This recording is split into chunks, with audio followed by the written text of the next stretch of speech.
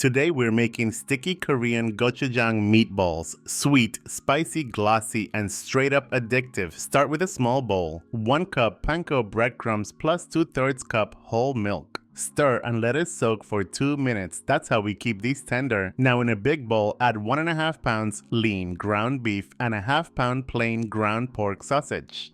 Add the soaked panko, then crack in 1 whole egg plus 1 extra egg yolk.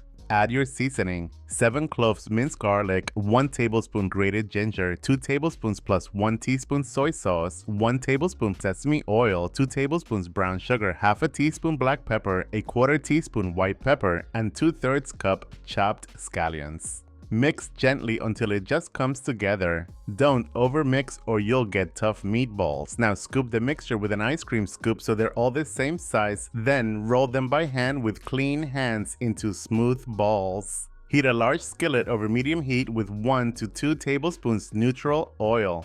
Brown the meatballs in batches for 6 to 8 minutes total, turning so they get golden all around. They don't need to be cooked through yet, just browned. Lower the heat to medium-low and make the glaze in the same pan. Half a cup gochujang, a 1/4 cup soy sauce, a 1/4 cup honey, 2 tablespoons rice vinegar, 1 teaspoon garlic powder, 1 tablespoon sesame oil, and a 1/4 cup water. Stir until smooth and simmer 3 to 4 minutes until glossy.